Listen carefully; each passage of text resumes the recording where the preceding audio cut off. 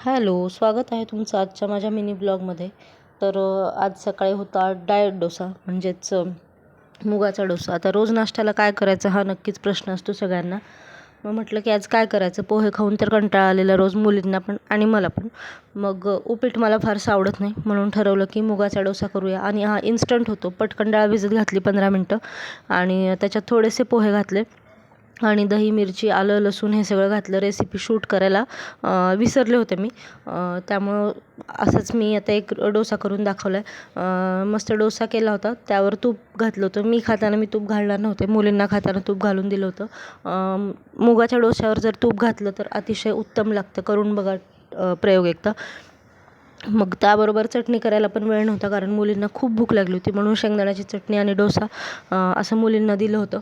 त्यानंतर सियाला म्हटलं होतं की तू सगळं घर आवर आज, म्हणजे तिची रूम सगळी आवरायला काढली होती तिने, ती सगळी रद्दी बाहेर काढली होती.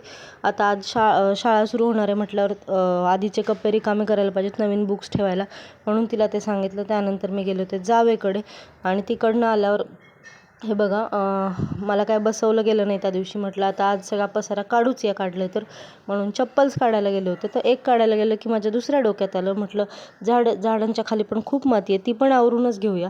म्हणून मग मावशी येणारच होत्या, म्हणून मग मावशींना म्हटलं की आता मावशी येणार आहे तोपर्यंत हे सगळं मी काढून घेतलं. तेवढ्यात मावशी आल्या. मावशींनी भांडी घासली आणि त्यानंतर मी त्यांच्याकडनं बाल्कनी स्वच्छ करून घेतली सगळे. आणि हे बघा इथं मुलींचा काय राडा असतो सारखं. म्हणजे ही स्वतः तर इतके टॉयजच्या नावाखाली भांडी खेळते ना, काय सांगायचं, एवढा पसारा असतो दिवसभर. मग आता ह्या मुली टी व्ही बघत होत्या, ते बघून माझं फिरलं होतं डोकं. म्हणलं आता हिला काहीतरी कामाला लावायला पाहिजे, सियाला सॉरी. म्हणून मग मी तिला कामाला लावलं आणि कपाट आवरायला लावलं. तर म्हटलं सारखं ते टी व्ही बघण्यापेक्षा काम कर, कपाटावर तुझा कप्पा आवर, असं मी तिला सांगितलं होतं. तिने आवरलं पण. आणि मग इकडे सगळं रद्दी वगैरे काढून ठेवलं होतं. आज या रूममध्ये खूप पसारा झाला होता सगळा.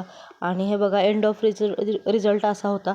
म्हणजे सियाने तिचा एक कप्पा आवरला होता, पण त्यानंतर मला असं वाटलं की जाऊ द्या स्वतःचा पण कप्पा आवरूनच घेऊ, म्हणून मग मी स्वतःचा पण कप्पा आवरला. आणि सियाने ठेवलं होतं ते तिला थोडी मी मदत केली ठेवायला. आणि मग शेवटी कपाट हे असं दिसत होतं आणि इतकं छान वाटत होतं ना हे कपाट बघून, कारण महिना झाले कपाट आम्ही आवरलंच नव्हतं. संध्याकाळी मी खूप दमून बसले होते.